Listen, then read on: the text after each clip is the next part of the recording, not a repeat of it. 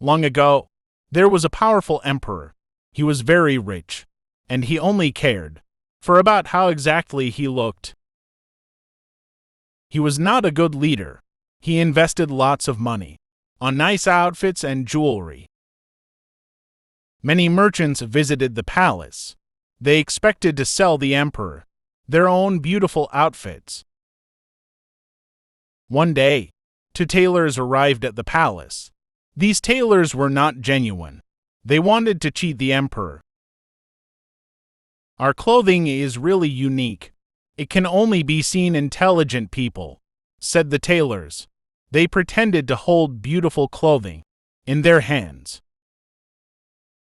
The emperor saw absolutely nothing, but he wanted to appear wise.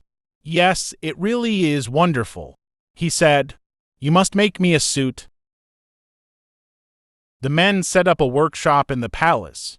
They loaded tables along with empty spools of thread. They acted like they were weaving yards of cloth.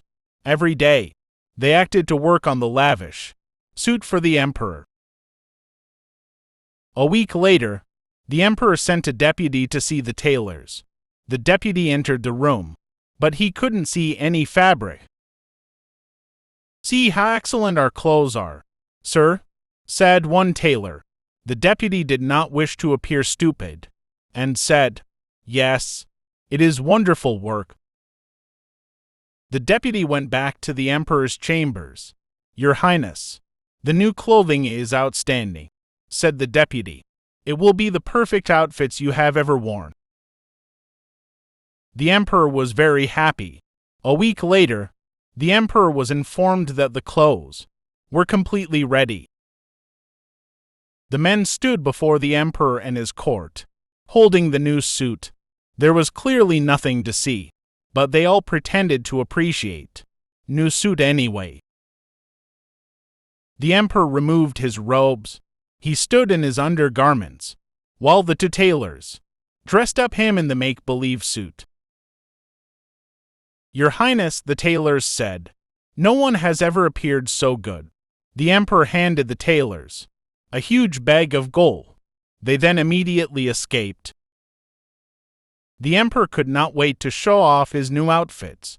He gathered his court and stepped into town. As he marched through the street, people stopped to stare. The emperor was delighted. "My new clothes are superb," he said to his deputy. "No one can look away." Soon whispers and giggles spread through the crowd. One little boy walked into the street and pointed at the emperor. "The emperor isn't really wearing any clothes," he yelled. The townspeople started to laugh. The emperor had been fooled. He hurried back to the palace. The emperor learned that it is far better to be a sensible ruler rather than a well-dressed one.